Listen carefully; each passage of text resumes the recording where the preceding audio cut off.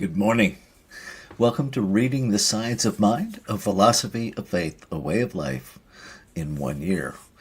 I'm Reverend Rafe Ellis, Senior Minister and Spiritual Leader of the Center for Spiritual Living Common Ground in Central Maryland. Today is January 9th. And so let's see what today offers us, shall we?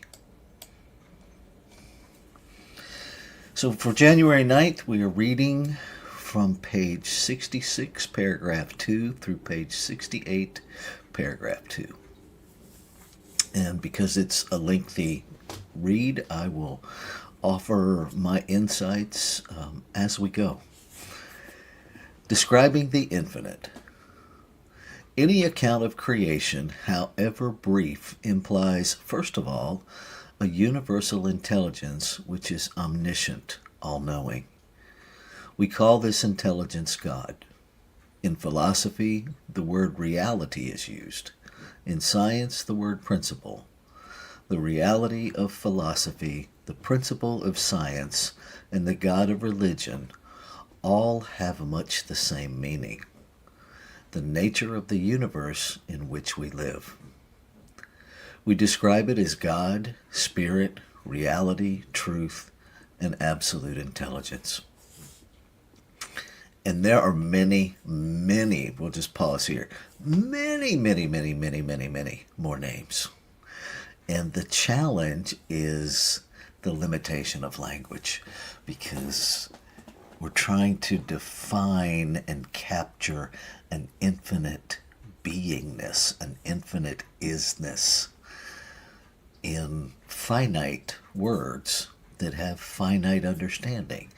And so we just have to accept that, yes, this is what I understand in this moment, and there's more.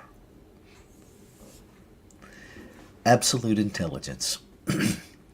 We believe in an absolute intelligence because such an intelligence is manifesting throughout the universe in which we live. Wherever we look, we see it at work, whether it be the intelligence in the atom or the convolutions. Sometimes thoughts feel like convulsions. Let me start that sentence again. Wherever we look, we see it at work, whether it be the intelligence in the atom or the convolutions of thought operating through the brain of a Socrates or an Einstein, or of you. Consequently, we state our first principle as an absolute intelligence. It is impossible for thought, whether it be philosophic, scientific, or religious, and these are the fonts from which we gather knowledge, to deny such intelligence. We believe in an absolute intelligence and an absolute consciousness. We are in the universe, and we are conscious, so we have reason to believe that consciousness exists. Creation means the giving of form to the substance of mind or spirit. Spirit being all and only, there is nothing for it to change into but itself. Therefore, it is the changeless, within which must take place all change or manifestation of itself. The infinite of itself is formless, but within it are contained all the forms which give expression to its consciousness. Spirit is the limitless within all space. Spirit is timeless, within which is all time. Creation and experience are externally going on, but any particular experience is measured by time and has a beginning and an end. So let's pause there for a second. This changeless, right? In our human realm, we see change as beginnings and ends, and we see all of the multiplicity of expression, the differences in forms, we tend to relate to that as separation. And what this is offering us is that it's just consciousness expressing its awareness of itself. And so we get to grapple with difference doesn't equal separation. It's just different ideas manifested in form of one thing. And so that one thing is within itself expressing itself. No separation. None. Right? In the beginning of any creative series, there is absolute intelligence alone, pure spirit, all-inclusive, everywhere, infinite. This all-spirit could not have the impulse to move unless it were conscious. Now here we're talking about consciousness as the substance and being conscious as awareness. And so what we're really talking about here is self-awareness. Therefore, spirit is the power that knows itself. The account of creation, which says, "In the beginning God created the heavens and the earth," does not refer to a time when there was no creation, but rather to the process of an eternal creation, which is a continual manifestation of spirit. An eternal creation is proved by the fact that we must suppose spirit to be conscious intelligence. And there can be no conscious intelligence unless it is conscious of something. Spirit is conscious and must be conscious of something. Therefore, it must always create. What a glorious concept is such an idea of an eternal creative principle. There is no stagnation in spirit, nor should there be any in our idea of spirituality. To be spiritual is to create.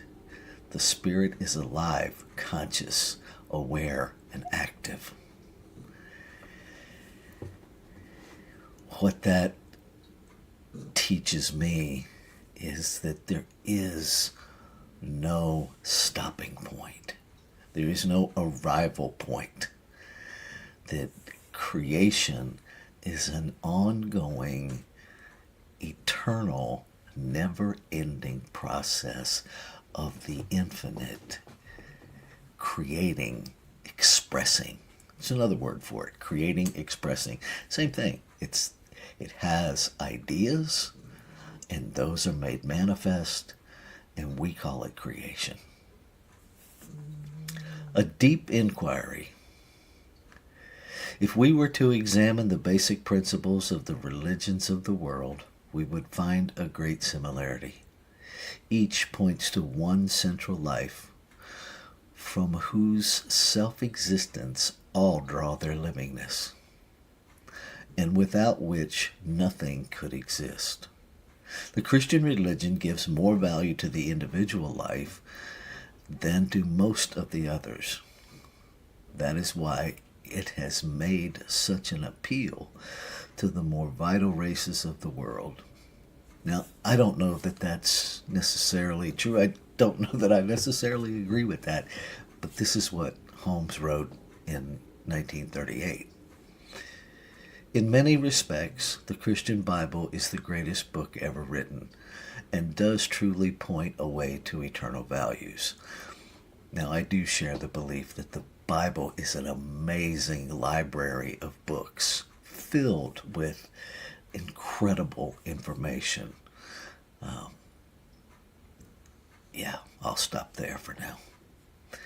But it is only one explanation and cannot be considered the only light on religion, for there are many others whose combined teachings weave the story of truth into a complete and unified pattern. The deep thinkers of antiquity, as well as the philosophers of all ages, have meditated long and earnestly upon the nature of the divine being, knowing that there could be but one ultimate reality back of all things. They have pondered deeply as to the nature of that reality, and it is significant that most of the great thinkers have arrived at similar conclusions.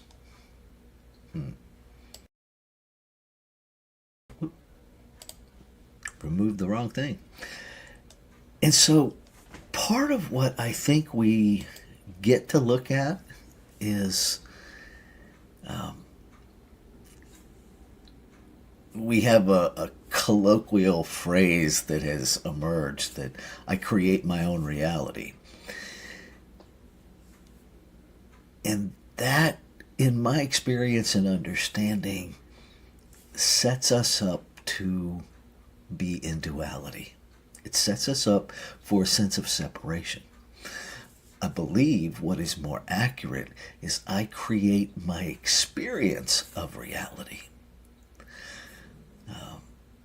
Because what we teach in Science of Mind, and you're welcome to believe it or believe something different, that we all get to do that, is that there's one ultimate reality. And if we go back to the beginning of the reading where it's talking about it is already infinite possibility, it already is everything. So there's no separate reality for us to create. Reality is what creates. We manifest an experience of creation via our thoughts, via our beliefs. If I wake up in the morning and believe I'm going to have a crappy day, I shan't be surprised when I have a crappy day. And when I wake up in the morning choosing to believe that I'm going to have a magnificent day, I will have a magnificent day. Now, even though there's only one reality, there are many versions of it, many expressions of it, many animations of it. And sometimes your glorious day collides with my glorious day. Sometimes my glorious day collides with your glorious day. And so we have to understand that all of it is part of the whole. All of it. And how do we wrestle with the stuff that we don't understand, that we don't like, and the very definite stuff that is out of principle, that is out of alignment. And as we go through this process through the year, all of those are going to be answered. I'm going to stop now because I am a minister and I can get off into all kinds of tangents, and I want to do my best to stick with what we're talking about. So I'm going to take us into our time of meditation and contemplation. 5 minutes of practice. Meditation is a practice. So I invite you to just be present with what is, to not try to make anything happen, to not try to prevent anything from happening. Just be present with what is for the next 5 minutes. Here we go.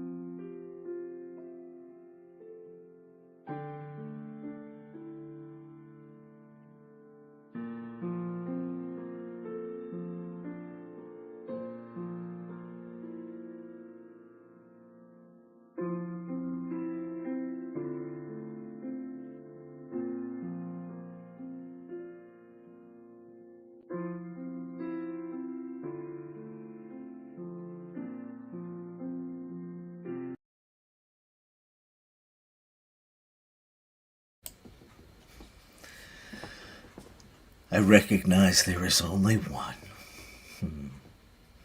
One love, one life, one peace, one power, everywhere present. One consciousness, one absolute reality that is infinite intelligence, that is infinite possibility, that is the formed and the unformed, the seen and the unseen, the known and the yet to be known. It is that divine self, that urge to create, to express, that creates, that expresses in multiplicity without ever being separate from itself. Everything is an expression of it. So I know that I must be an expression of it. Being that it is the singular substance of life, I know that I must be made out of it, containing its agency. And so the desires that I feel to express are the infinite desiring to express as me. And what is true of me is true of every form of creation in this physical realm. Every single form, every single person. And so being one in and as the infinite, I must be one in and as every expression of it.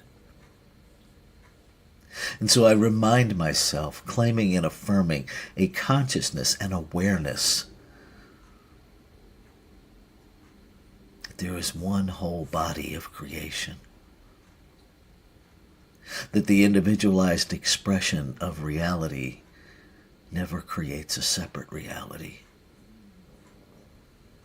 that there is no my reality and someone else's reality. There is simply reality being experienced and expressed in multiplicity. I claim and affirm that I live this day in an active, palpable awareness, a conscious awareness, intentional awareness of the inseparability of life. I claim and affirm living in that awareness. That I choose to intentionally see and relate to and be with every expression of the infinite as love, as peace, knowing that there is one power I seek no power over, but rather to use the power that I am in alignment with spiritual principle, to be in resonance with the essence of my being, to refuse to condemn, and in its place to lift up, to see the infinite beyond behavior, to see the infinite in, through, and as every expression of it, to be present with that, to empower that, knowing that as every expression of life moves into alignment with itself, the divine self, the one self, that everything else falls away. The correction takes care of itself through this activity of alignment. And so knowing that the activity of law, that blind activity of doing, that mechanical process in the creative process that simply responds to what is believed into it and makes it so. I can rest. I can be ecstatic knowing that it's already done. Knowing that there's no waiting period. The only waiting period is the time it takes me to recognize what is already complete. And so I release all doubt. I release all fear. I release every thought process within me that would in any way diminish my full, unfettered experience of the infinite made manifest. I let it all go. Ashe. Shalom. Aho. Amen. Amen. And so it is. Namaste.